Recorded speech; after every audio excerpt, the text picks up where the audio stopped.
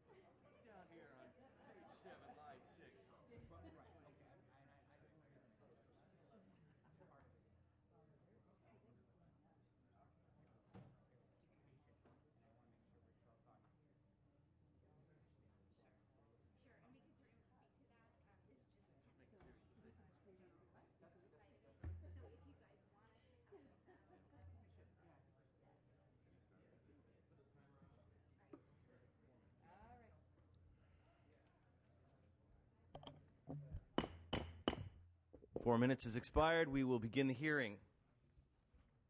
Members, distinguished guests, thank you all for being here. Because we have a limited time, I'm going to just get started. When we get a quorum at some point during the hearing, I'll stop for a roll call. Today's hearing is going to allow us to get an overview of Governor Schwarzenegger's special session proposals and ask some questions. However, since we are preempting the new members training, and as I mentioned, there's a Senate hearing, our goal is to conclude as close to 10 o'clock as we can. We're joined today by Todd Giroux of the Department of Finance and Mac Taylor of the Legislative Analyst Office. I'll allow both panelists to finish their presentations before opening up to questions. And normally I let folks in this committee spend a good deal of time on individual questions. I'm going to ask people to try to do short questions, and if we have time, we'll do second round questions and that kind of thing, even though our numbers are limited. Just want to ask everyone to be mindful of the time, and I'll remind people if necessary. One area where Governor Schwarzenegger and I have often found common cause is in environmental policy. But in this case, I think he's taken our shared commitment to recycling a little bit too far, because most of the special session proposals here are merely recycled spending cuts that we spent 10 months debating earlier this year. Our analysis of these cuts in 2010, of the 2010 May revision, found that the short-sighted cuts would have eliminated 340,000 jobs in California, private sector jobs, teachers, law enforcement positions, only making our budget problem worse. That was our position 8 weeks ago, and it continues to be the way we approach the budget problem. The other thing, most of these cuts that have been just recycled and rehashed in this proposal often produced costs to the state when you really analyze them, whether that is some combination of cost shifting and loss of federally leveraged funds. But I believe there is a new proposal in here regarding transportation funds, and I'm eager to learn more about that proposal and any other new ideas that may be hiding in this proposal that I haven't seen. Before I ask Senator Nielsen if he has any opening comments, I'd like to take a moment to recognize Peter Schaafsma. Peter has served as the staff director of the Republican Fiscal Office for the last 11 years, and he's retiring at the end of the month. And I want to say on behalf of the entire committee, I want to say thank you so much for your wisdom, your insight, your leadership. You really have been an asset, not just to the Republican side, but really to the entire committee and to this entire body. And although I know you will still be a presence in this building, your presence in this committee hearing and your involvement will certainly be missed, and we want to thank you. Senator Nielsen, if I can turn it over. Let me follow on that, our friend Peter. Bob has acknowledged the contributions that Peter has made here in this building and countless hours in this room. But I submit the greater contribution Peter Schaafsma has made has been to the people of the state of California, millions of whom will never, ever know the impact that he has had on their lives in his many years of stewardship, 11 here in this building. He's going to be looking out today for the last time over this proud assembly, and he'll be a part of a lot more in the future. But Peter, all Californians owe you a great debt of gratitude, not just those who labor with you in this building. We wish you Godspeed, my friend. And Mr. Chairman, I just would observe that, indeed, the governor calling this special session is required and is entirely appropriate. And it is appropriate for us to examine all options. Some of these were indeed rejected. The Republicans, Democrats have had problems with some of the proposals over the last several years, of course. But all things have got to be on the table, and some aspects of what we will be considering today, I submit, will be a final part of the budget resolution for this year. So it's entirely appropriate for us to get about it right now. I want to thank you very, very much for convening this hearing so we have an opportunity to begin to think about it through the month of December. Thank you, Senator. May I ask the panelists to introduce themselves? Sure. Todd Giroux from the Department of Finance. Mac Taylor, legislative analyst. And with me is Mark Monroe. When I get to my presentation, he is my transportation expert this morning, and so he'll talk more about that specific proposal. Mr. Drew, would you please begin your presentation? Thank you both very much for being here. Sure, thank you. I was going to be very brief, and actually you already provided most of my presentation. I did want to do some quick housekeeping because the Department of Finance is in a bit of a weird spot, and I see some new faces, so this might be helpful. We are here on behalf of Governor Schwarzenegger presenting his special session proposal. We are simultaneously working with the governor-elect on his January 10th budget proposal, and so we're not really at the liberty to speak to what the governor-elect may or may not think about this proposal or what may or may not be in his budget. And also, we are concluding final revenue and expenditure numbers with the governor-elect, and so we really can't even speak to those numbers. The main basis for the special session calling, which as Mr. Nielsen mentioned, based on the numbers is appropriate, was Mr. Taylor's fiscal outlook, which he presented in November, which shows their numbers of a $6 billion current year shortfall, additional $19 billion in the budget year for a total problem of $25 billion. And so what the governor has provided is, in fact, what you described. There's a list of 47 items. 46 of those were contained in the governor's budget proposal from last year. Some of those went back as far as January and were in last year's special session. Many of those were discussed through the subcommittee process. Finally, they were all contained in the May revision. Some of them were debated in the conference committee. None of them in this format or in a similar format were adopted in the final Budget Act. There is one specific proposal in the transportation area that shifts excise tax and weight fees, where it uses the weight fees to pay for bond debt, and it uses the excise tax to pay for transportation projects, which does respond to the budget hole that Prop 22 created in order to achieve savings over a 2-year period of almost $1.6 billion. If you like, I can run through some of the major pieces. As you mentioned, they are the same proposals we discussed last year, which includes the elimination of the CalWORKS program. It includes the elimination of child care. There is the proposal to shift offenders to the local level in corrections, and then we provide a block grant to provide resources to the counties to deal with those offenders.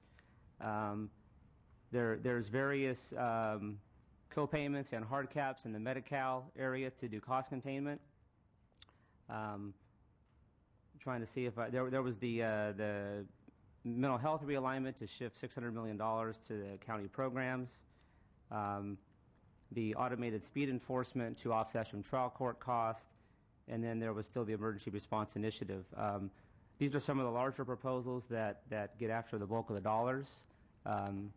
I think it might be best at this point I can have Mr. Monroe speak a little bit more detail to the transportation proposal, and then we could maybe I'll defer to the chair, but we could let Max speak, and then we could be open for questions. Very good, thank you. Hey, Mark Monroe, Department of Finance. And real briefly, the 2010 Budget Act provided for $1.6 billion in general fund relief, and The majority of that came out of the highway users tax account. There was an increase in excise taxes and a decrease in sales taxes, and so all the recipients under Prop 42 were held harmless. But we, in order to, Prop 22 was passed, which in November, which said that basically, it's understanding it prevents us from using any of the excise tax revenues for this general fund relief. At the same time, the 2010 Budget Act provides for over $900 million in late fee revenues. Those go to the state highway account. So what we've basically done in the proposal here is to put the excise tax revenues into the state highway account to fund all the transportation that's in the budget, and then instead use the late fees for the debt service offset. Okay, thank you. Before we go to Ms. Taylor, I just want to respond to what you're saying and let the members know we really want to keep this limited to the current governor's proposal. So I'd ask members to keep their questions not focused on your work with the new governor, but focused on your work on this proposal today before us. Mr. Taylor. Thank you, Mr. Chairman. I was asked to very briefly kind of go over the findings in our fiscal outlook. It's this document with the green cover that I think you have in your binders. And I apologize, some of you have heard this once or more than once, but so that's why I'll be very brief. I just want to kind of cite a couple of the figures in the chart, in the report. If you'll go to page 3, at the bottom, there's a figure 1 that shows the general fund condition. And I think this can tell much of the story as to why we are where we are.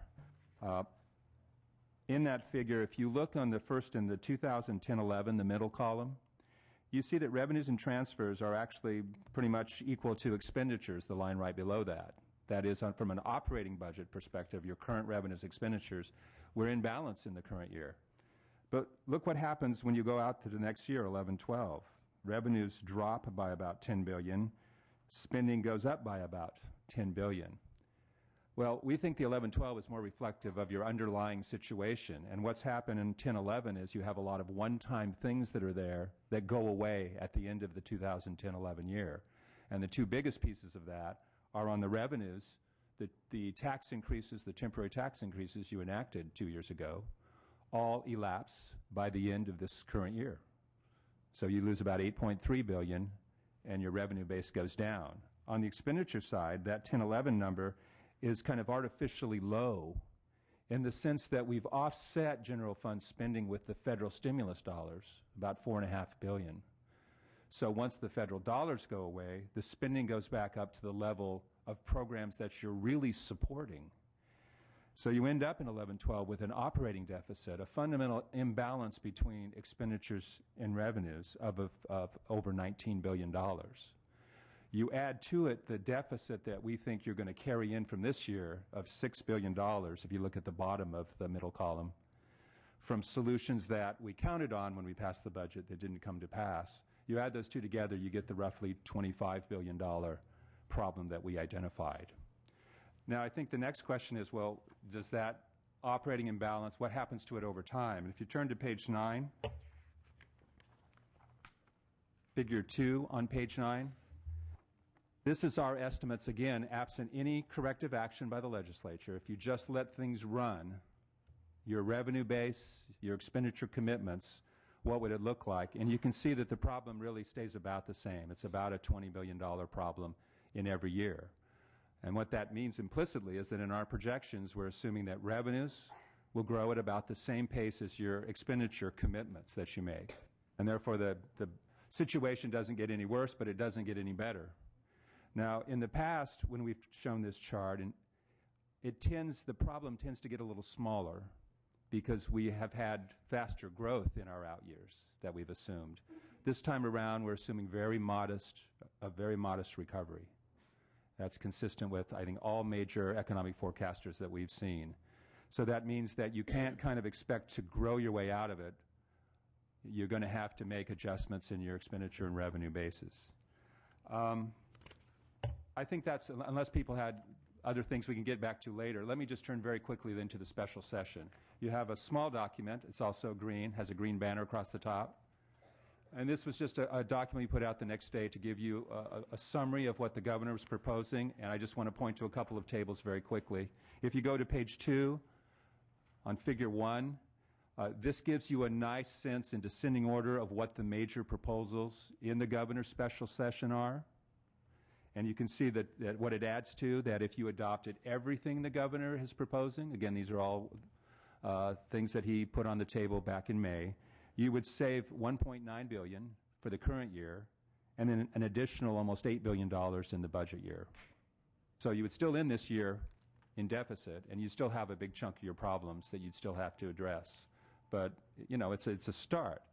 Now, on Figure 2 on the next page, what we have done is, since all of these proposals, with the exception of one, have been aired before, we simply just listed the major ones, described them, and pointed to, in situations where we had alternatives for you, that you and your staff can look to, our write-ups that we've done on them. In some cases, we have recommended approval. In other cases, we've recommended alternatives for you to consider that are, in some cases, less draconian than what the governor's proposed. But these are all very tough choices you have in front of us. I think we've also pointed out that the governor's special session proposals are focused almost exclusively in the health and social services area. And you are going to have to look across the whole budget, every single program area, and you're going to have to get some substantial savings, in my view, in every area, including health and social services, but it's going to have to be a much wider look, in our view, at your whole budget if you're going to have any chance of getting things back in line, or at least making a good down payment in 11-12. On the late fee proposal, I think Mr. Drury has summarized it, and the finance has summarized it nicely. I have Mr. DiGiambattista here. We have a chart. If you'd like to go into more detail, I'd be happy to answer any questions on that. Thank you very much. I'm not going to recycle in all the questions that we've gone through in the past. And, you know, as we know, on most of these proposals, we've had 61 subcommittee hearings, 12 full hearings, 16 days of full conference. So we vetted a lot of this. I do want to drill down two narrow things, and then I'm going to open it up quickly to the group. One, on the transportation, the new piece. Could you tell us exactly what the level of funding for transportation projects and transit agencies would look like if we adopted the special session weight fee proposal, and how that compares to the historic funding levels for both of these areas? I'm sorry, is your question, if I understood it correctly, you're asking about local transit projects? Yes. Okay. Local transit projects would not be affected by this? What about just for transit agencies? Well, and transportation. Just I'm trying to get on the record the difference and what this weight proposal, how much it would affect what we would otherwise get. Okay, local transit agencies last year received $400 million in sales tax revenues for the 9-10 and 10-11 fiscal year. So no more is planned for 10-11. This doesn't change that. This doesn't affect those amounts. Starting in 11-12, they're due to get 75% of the sales tax on diesel fuel, and this doesn't change that either. I'll move to the next issue. I supported the sale of the state buildings in 2009 because I thought we had very few options. I assumed that it would work. We'd find a way to make it work with to the state's benefit. But I found myself very troubled when the LAO came out with their analysis prior to the sale. That the administration didn't really look at the LAO analysis, I guess, or didn't seem to. Could you tell me what scrutiny the administration gave to the LAO analysis about the sale of the building? I'm not sure if I understand the question. Didn't look at their analysis in regards to the sale of the public buildings. But in what regard, the value or whether they? I'm not. They came out and they said there was potentially other options that might be in the better interest of the state. I'll have to look in the audience for my expert on this. Well, apparently no one's here. I'll have to get back to you on that. Okay. Because I would like to know. I did feel like that the LAO analysis wasn't really considered by the Department of Finance the way such a large amount of funding should be. But I appreciate that, and we'll look forward to a response. Senator Nielsen. Members. Ms. Buchanan. I just have one question right now, and you may not be able to provide the information today, but I'd like to know from these recommendations how much we lose in federal funding, what that impact is there.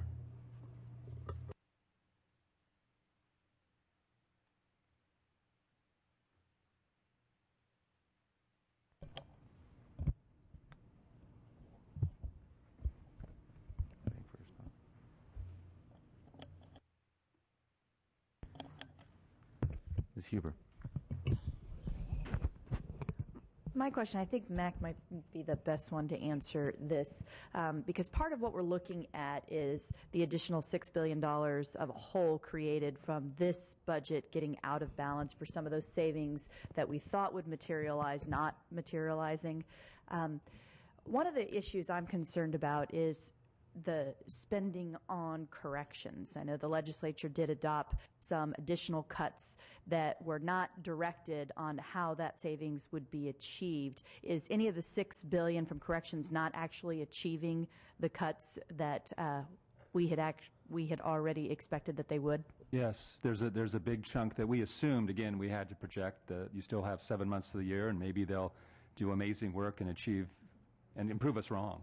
But in both the receiver and then there was an unallocated reduction also, we only assumed that they would achieve a fairly small proportion of those cuts.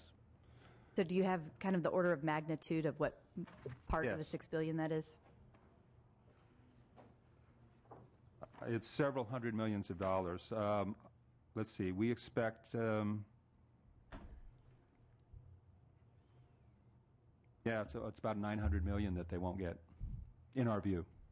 So those are solutions that we're going to have to come up with as part of closing this $25 billion hole, is the ones that CDCR was unable to achieve, that at least that we don't expect that Yes. we know of them achieving in the next 7 months. Yes. So would it be your recommendation to the legislature then for us to come back as part of this special session with some direction of how to actually achieve some of those savings instead of allowing the unallocated cuts and maybe finding, I don't know, say 174 administrative overhead jobs at the administrative offices that we could achieve those savings, and then that would make some of these other solutions not necessary? Absolutely. We think that doing unallocated cuts leaves discretion to the administration. They can do whatever they want. Or not do anything. Or not do anything. Or in maybe. some cases, though, I mean, to their credit, in some cases we have unrealistic expectations about what they can realistically achieve. So I think it's much better to do what you just said, of going and saying, this is what we want you not to do. This is what we want you to change, and be as specific as possible. That doesn't mean you can't give them some discretion, the administration or department, to achieve some cuts, but it's always preferable for you to say what you don't want to be done. Thank you. I have the clerk call the roll, and then Ms. Brownlee will have the next question. Blumenfield. Here. Nielsen. Alejo. Berryhill. Brownlee. Buchanan. Fior. Markey. Huber. Here. Jeffries. Mitchell. Here. Okay, we have a quorum. Ms. Brownlee, please. Thank you, Mr. Chair. I have just a very narrow question, actually, relative to CalWORKS on the governor's proposal to eliminate it. And I just, so the proposal is $110 million for the current year, $2.1 billion for the budget year. And my question has to do with, is any part of the governor's proposal and reduction on that scored to Prop 98? And if so, how does that get reconciled with the budget bill, and I can't remember the bill number, that fixed Prop 98 spending for the current year based on the suspension?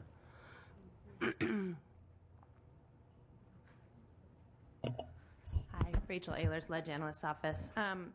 There is $200 million in this current year in the governor's special session proposal related to eliminating child care. It's not CalWORKS. They're leaving the CalWORKS child care in place for the rest of the year.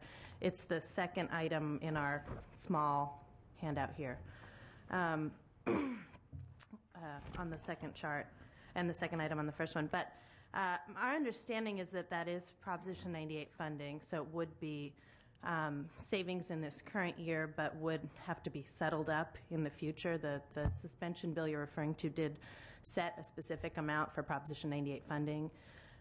So if the state doesn't provide that much funding, then at some point we would have to kind of make good on that. And it would not affect the base, is also the implication of that.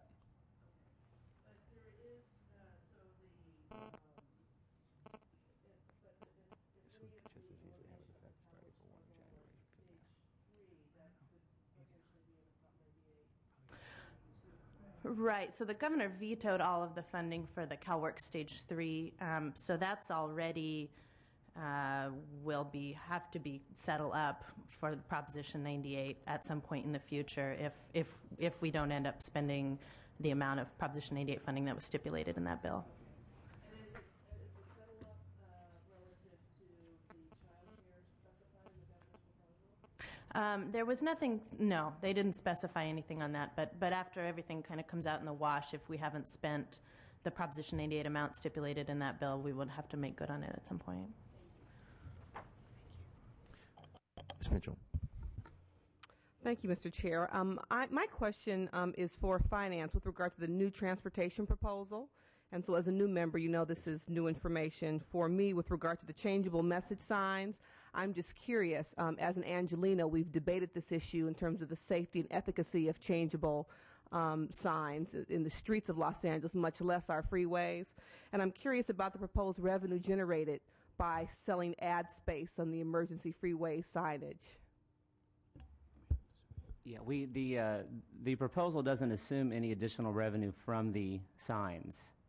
There would still be a process to work through with the federal government, and then also, I think the last information we saw is that the best option might be that if we can get that approval, then we could borrow some of those funds. And so why propose it if there's no expectation about revenue being generated? Well, we don't know how much revenues will be generated. If we receive the federal authority to go ahead and do it, we want to have everything in place so that we can go ahead and start getting revenues. Depending on, the form that'll take will depend on the exemption itself. But we want to make sure that we have everything in place so we can start arranging those deals and getting those revenues as soon as possible.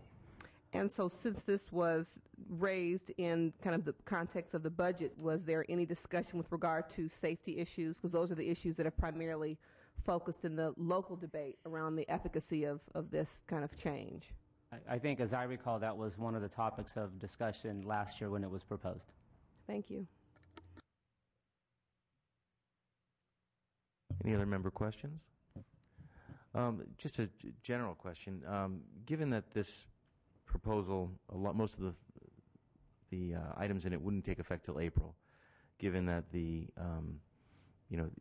though we have a current year problem of over $6 billion, it really is only about $1.9 billion of even this proposal impacts current year. Is there any, the difference of the next 25 days, next month, is there any noticeable impact on the deficit versus, taking action today on these proposals versus taking action in 30 days? I would just argue for the transportation piece, to the extent that some of the funds aren't being transferred, there might be a cash issue, a cash benefit to the general fund, to the extent that some of the payments are made earlier. And then just I can't give you an exact answer on all the dates, but there are some areas that are more sensitive to implementation timeframes. But the difference of 25 days and whether that pushes us past, an April 1 implementation, I think at this point that's kind of hard to answer. But like some of the Health and Human Services reductions or like the corrections programs, those are a bit more time sensitive on implementation. I think you've answered the question very well. Thank you.